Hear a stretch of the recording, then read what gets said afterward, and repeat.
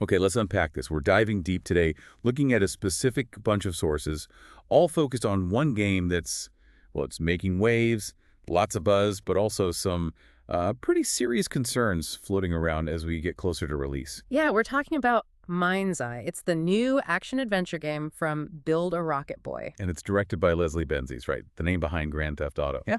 That alone is huge. Exactly. And the sources we've got here, they give a really interesting angle. It's a mix, a critical analysis pulling from public reactions, press coverage, developer assessments. And even some internal report insights, apparently. That's right. So it's kind of a snapshot of the game right now in this, tricky pre-release phase. It's heading for that June 10th, 2025 launch date. So our mission here really is to pull out the key stuff from this analysis. Right. We need to get a handle on the challenges Mind's Eye is up against, the controversies. And maybe figure out why everything feels so magnified, right? Yeah, because with Benzies involved and that date getting closer, the stakes just feel incredibly high. Totally. That legacy, the GTA legacy, it casts such a long shadow. It means this game's under a level of scrutiny that, honestly, most new games just don't face. Okay, so let's jump in. What is Mind's Eye based on this material at its core? All right, so according to the sources, it's billed as a cinematic, story-first action-adventure game,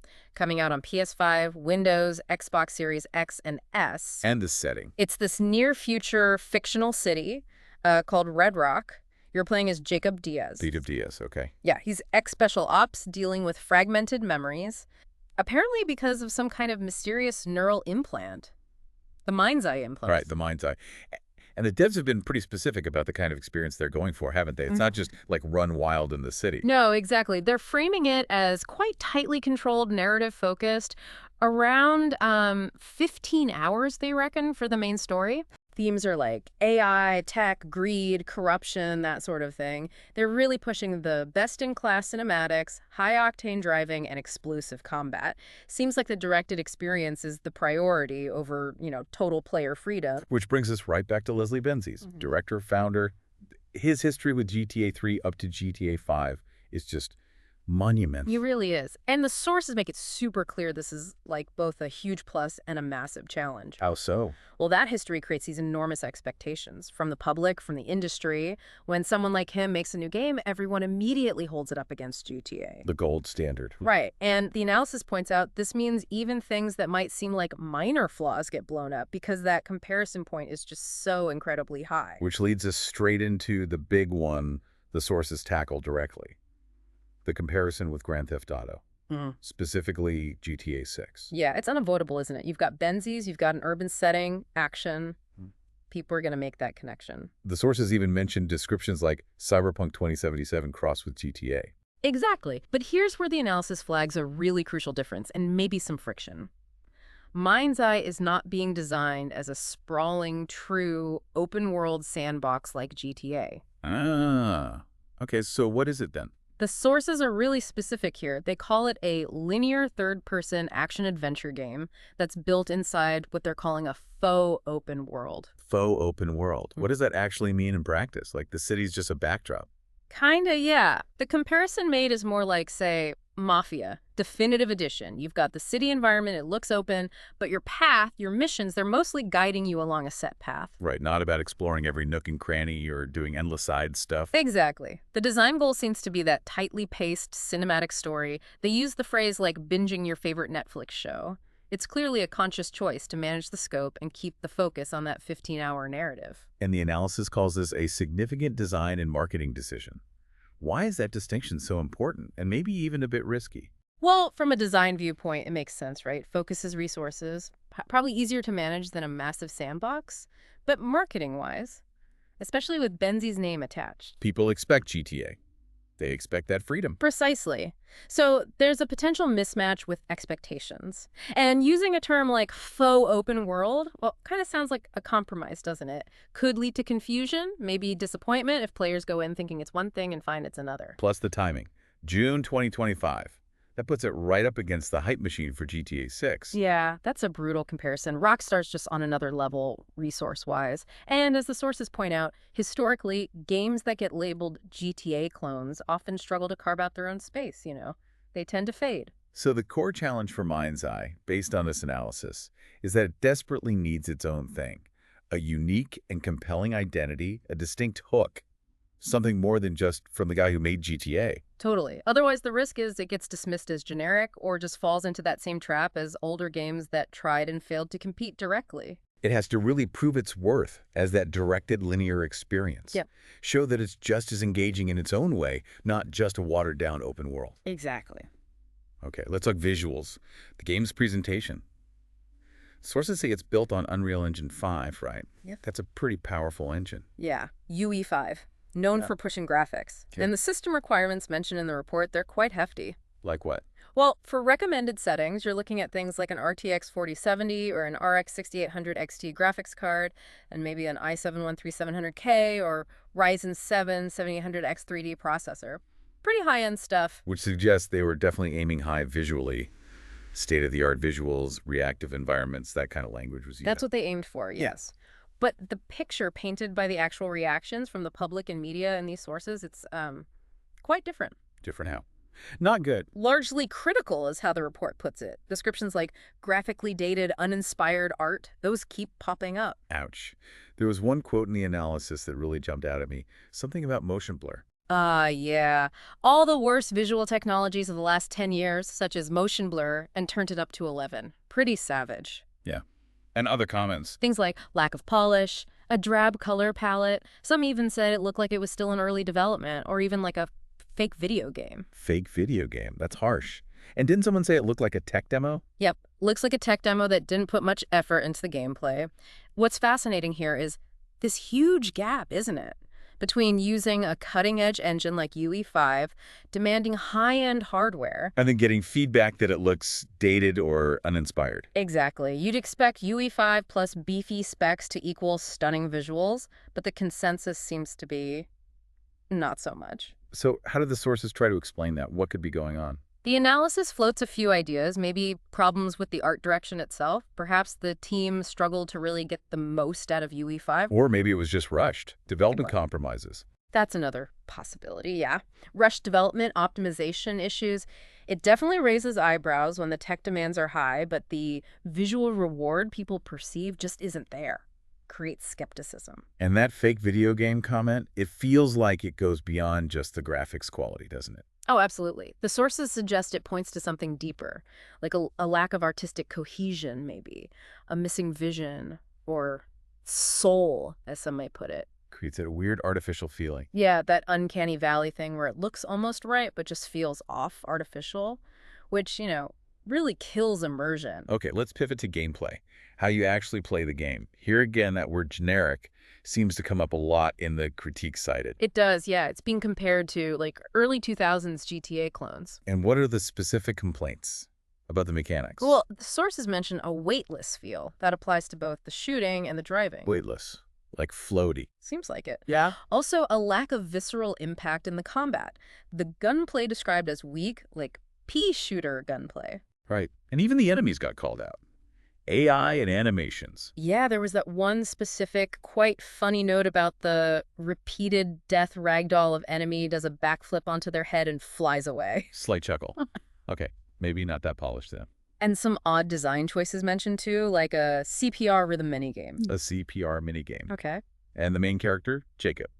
Described as a bullet sponge hero who doesn't have to dodge bullets. Which, suggests maybe the challenge isn't quite there or it doesn't require much skill from the player. And this all connects back to that faux open world design, doesn't it? The analysis points out that Red Rock City is there, ambient characters, environment, but you're moving linearly, mission by mission. Exactly. And the key thing the analysis suggests is in a game like this, a linear controlled experience, your core mechanics, the shooting, the driving, how enemies react, they have to be rock solid. Super polished, super satisfying. Because there isn't a huge open world to distract you if the basics aren't fun. Right. So the fact that there's consistent criticism across these core elements suggests, well, maybe some fundamental issues with the gameplay loop or the level of polish. Perhaps the overall vision kind of overshadowed getting the basic mechanics right. Now, this is where the sources bring up something really quite concerning. A big red flag from hands-off previews. Ah, yes. This was quite striking. Reports came out that during these demos where developers were showing the game off, They had to use cheats. allegedly, yes. Yeah. They apparently used God mode, invincibility cheats just to get through the missions they were demoing. Wow, okay. For a game supposedly getting close to launch, that's not good. Yeah. What did the analysis say that implies? The report is pretty blunt. It suggests instability, maybe severe bugs, or just difficulty spikes that make the game hard to play reliably, even for the people making it in a controlled demo setting. It's flagged as a major concern because it points towards a potential lack of thorough internal testing, not enough refinement. Raises serious doubts about whether the game will actually be stable or, maybe even broken when it launches. Really shakes confidence. Okay, let's zoom out for a second. Look at the bigger picture around Mind's Eye. It's connected to that other, much larger project from Build a Rocket Boy, isn't it? Everywhere. That's right. So the original plan, or at least the pitch, was that Mind's Eye would be like a proof of concept, a premium game experience, but set entirely inside this free-to-play platform called Everywhere. And Everywhere was meant to be this huge thing, right? Like Roblox or Fortnite Creative. Yeah, exactly. A massive game creation system. Users could build their own stuff using tools like Arcadia, and the idea was they could even reuse assets from Mind's Eye in their own creations. Very ambitious. The sources suggest things are a bit shaky with Everywhere now. Yeah, significant uncertainty is the phrase used. Mm. There's speculation, according to the report, that Everywhere itself might have been scaled back, canned, or binned. Seems like the studio's focus has shifted, maybe primarily onto just getting Mind's Eye out the door as a standalone game first.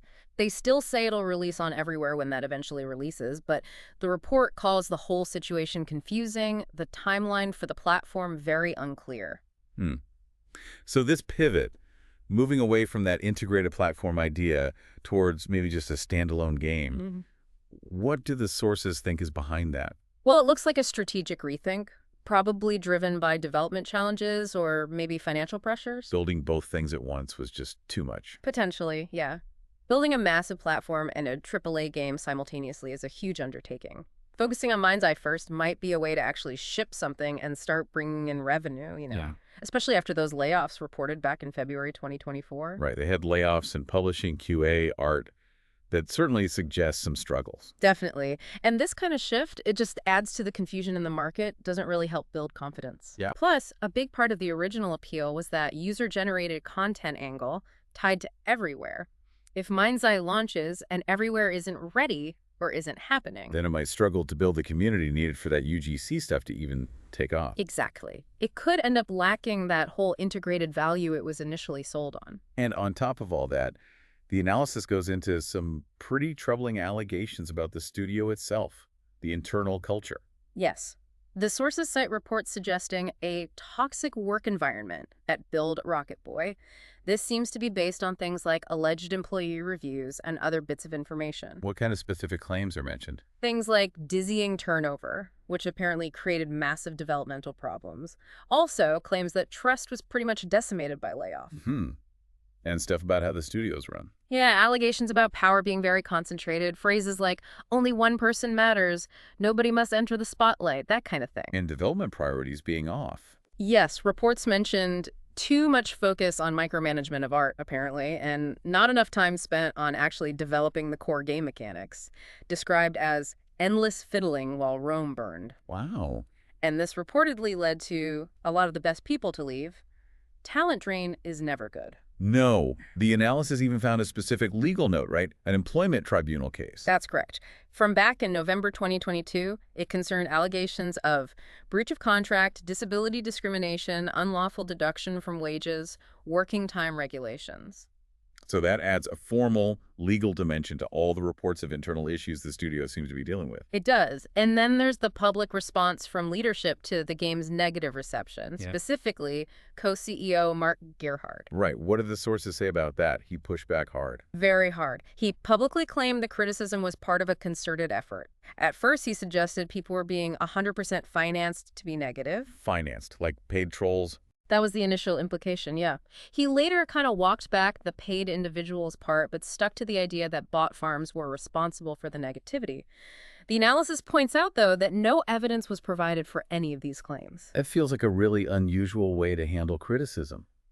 Potentially damaging, even. It certainly seems that way. This raises an important question about how studios, especially their leadership, choose to deal with public feedback, particularly when there are already whispers or reports about internal problems. Yeah. The sources described his reaction as unusual and potentially damaging. It was widely seen as him just refusing to accept that the criticism might be legitimate, trying to dismiss genuine feedback instead of, engaging with it. Wow. Okay. So let's try and pull all this together. Everything we've unpacked from these sources. Yeah. It's a lot. You've got the huge pressure of Benzie's legacy butting up against the reality of this being a linear faux open world game, not GTA. Right. Then the high technical goals for visuals, clashing with all the criticism about it looking dated or uninspired, and that really worrying God mode stuff in the demos. Plus the confusion around the whole everywhere platform integration, whether that's even happening properly. All layered underneath these troubling allegations about the studio culture, high turnover, mismanagement, and then these really controversial public responses from the leadership. It paints a really complicated and, frankly, quite worrying picture for Mind's Eye as it heads towards that launch date. It really does. A lot of challenges converging. And look, why does digging into this one game, Mind's Eye, matter to you, the listener? Well, it's more than just gossip about one troubled project. It really opens a window onto the tough realities of making big games today. Yeah, you see the immense weight of trying to live up to past successes. Yeah. The sheer difficulty of managing these huge, ambitious projects. How much the internal culture of a studio can impact the final product. Yeah. And just how tricky it is to manage public perception and expectations in this always-on digital age. It really shows how many things can go wrong between having a grand vision and actually delivering a finished, successful game, even when you've got famous industry veterans at the helm. Which leaves us with a final thought for you to chew on, based only on the source material we've discussed today. Considering everything the critical previews, those reports about needing God mode in demos, the alleged internal studio problems, what does this whole situation with Mind's Eye tell us about the real struggle studios face? That balancing act between having a groundbreaking vision and just nailing the fundamental execution, especially when you're a high-profile team under such intense scrutiny.